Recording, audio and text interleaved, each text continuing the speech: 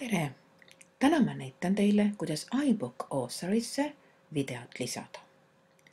Video lisamiseks on kaks võimalust.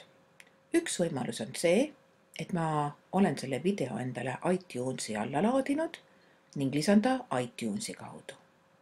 Teine võimalus on see, et ma otsin video YouTube'i keskkonnast ning muudan natukene koodi ja lisan siis selle video siia raamatusse. Praegu ma näitan teile kõigepealt seda lihtsamat moodust, kuidas iTunesist videot lisada. Nii, kõigepealt mul on vaja valida jälle siit widgetist ehk vidinate alt meedia. Nii, nüüd on mul see videokast valmis.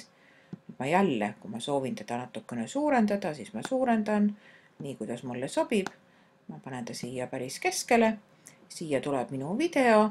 Ja nüüd ma juba tegelikult määran talle ära, et minu video paigutus on niisugune, et teeme nüüd alla kirja ja ma ei tahagi seda selgitust siia alla, võtan selle captioni välja, et jääb mulle ainult pealkiri. Nii, järgmiseks avan ma oma meediakasti siit ülevalt paremalt poolt ja vaatan, mis filme mul siin on, movies. Nii, ja siin on ta nüüd näha, et mul on siin 2 movie klippi, sellist lühikest, mis sobiks siia panna. Võtangi ühe kinni, nii, ja lohistan ta siia. Nii, siin ta nüüd ongi.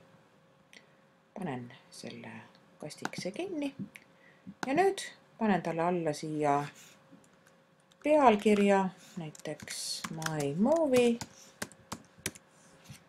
Nii, ja vaatame nüüd, mis film mulle siia tuli.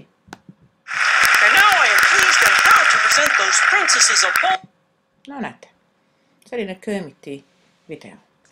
Ja nii lihtne see oligi. Video ongi siin iBook Authoris sees.